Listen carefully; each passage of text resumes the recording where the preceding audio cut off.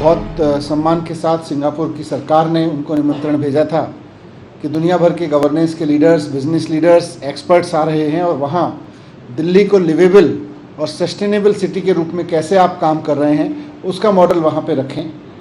जाहिर सी बात है, उसमें दिल्ली के स्कूलों की बात होनी थी, हेल्थ सिस्टम की बात होनी थी, बिजली की बात होनी थी, पब्लिक ट्रांसपोर्ट की बात होनी थी, बाकी सब चीज़ों की बात होनी थी। उसी में उनकी दिलचस्पी है। तो मुख्यमंत्री अरविंद केजरीवाल जी ने क्योंकि जैसा आप जानते हैं कि किसी भी पॉलिटिकल लीडर के लिए, इलेक्टेड पॉलिटिकल लीडर के लिए कहीं भी भारत से बाहर जाने के लिए मिनिस्ट्री ऑफ एक्सटर्नल अफेयर्स की परमिशन की ज़रूरी होती है।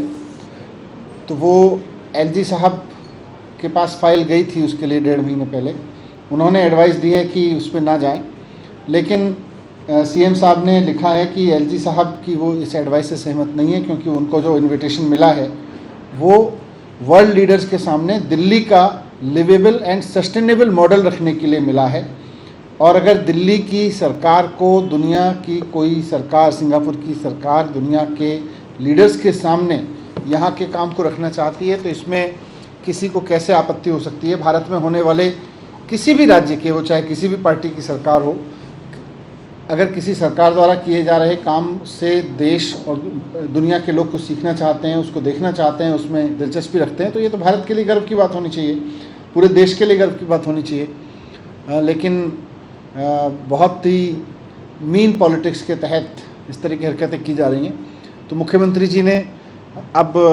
ये निर्णय लिया है कि वो मिनिस्ट्री ऑफ एक्सटर्नल अफेयर्स में पॉलिटिकल क्लियरेंस के लिए अप्लाई कर रहे हैं। और हमें पूरी उम्मीद है कि भारत, एलजी साहब की राय से जैसे सीएम साहब इत्तेफाक नहीं रखते हैं, भारत सरकार भी, माननीय हमारे जो विदेश मंत्री हैं, विदेश मंत्रालय, वो भी इस बात को देखेंगे कि कैसे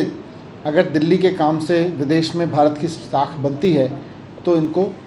पॉलिटिकल क्लियरेंस दी जाए। तो हमें पूरी उम्मीद है कि केंद्र सरकार बहुत जल्द पॉलिटिकल क्लियरेंस इसकी देगी और उसके बाद में दिल्ली का मॉडल सिंगापुर में दुनिया भर के लीडर्स के सामने रखा जा सके।